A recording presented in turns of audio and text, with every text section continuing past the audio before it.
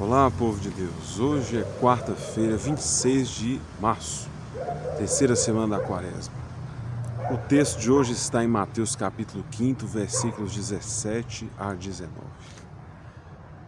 Não julgueis que vim abolir a lei ou os profetas. Não vim para os abolir, mas sim para levá-los à perfeição.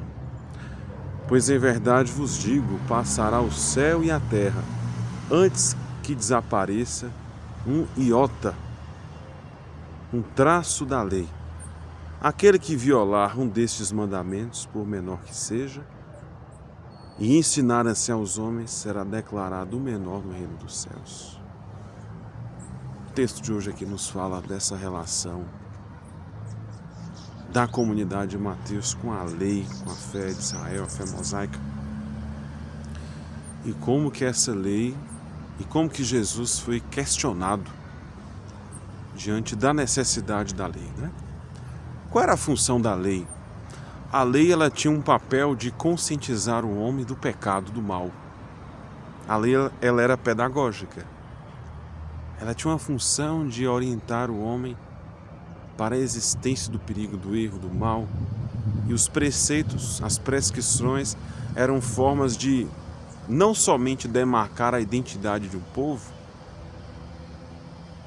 mas também ajudar a formar este povo de Deus para que seja um povo diferente, um povo reconhecível pela observância das leis, as leis de pureza, de santidade, pela sua piedade, mas principalmente por essa separação de outros povos pagãos ou gentios. Então, com o advento de Jesus, a lei ela se torna agora um ponto de reflexão. Qual é a sua função? Ela ainda é necessária?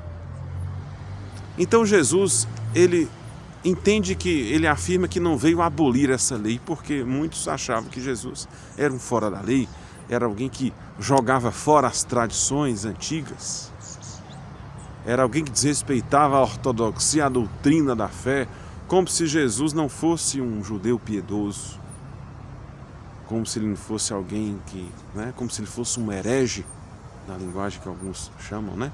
Alguém que desvia a reta doutrina.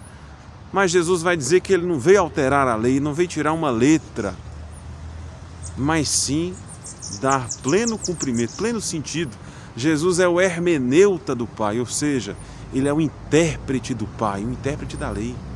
Ele traduz a lei, ele vive a lei e ele dá um novo cumprimento, um novo sentido com a sua vida e os sinais que lhe acompanham. Então, em Jesus, nós não caminhamos mais sob o império da lei mosaica, da lei antiga, mas sobre o influxo da graça.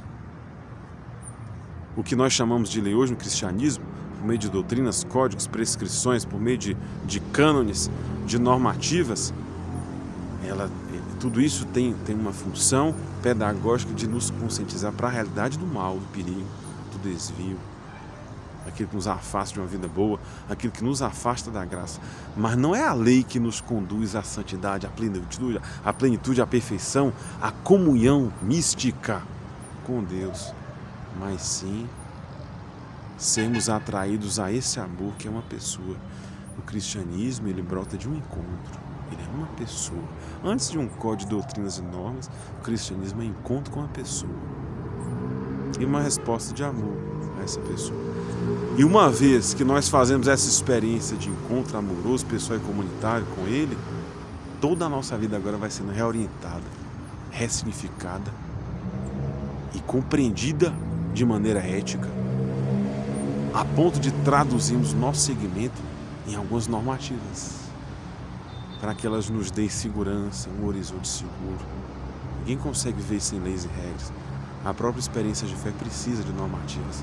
Então Jesus não vem desconstruir, quer dizer, Jesus não vem desrespeitar, desfazer a lei antiga, mas mostrar que ela já cumpriu o seu papel, que a sua vida agora é uma vida orientada pela graça, que mostra que a lei já cumpriu a sua função.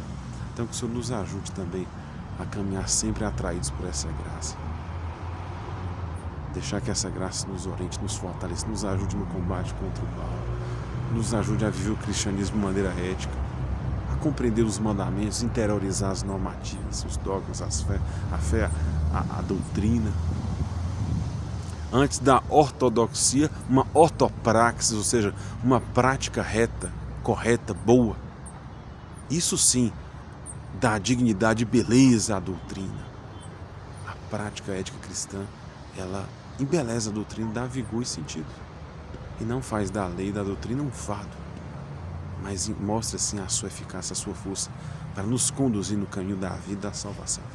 Então que o Senhor nos ajude a compreender Jesus como a força de Deus que nos ajuda a entender a lei, a doutrina, a ortodoxia, a fé, os mandamentos, para que nós possamos ter vida plena. Se você gostou, escreva nos comentários, deixe aí seu joinha, sua curtida, compartilhe com quem você gosta e tenha um dia cheio do amor de Deus.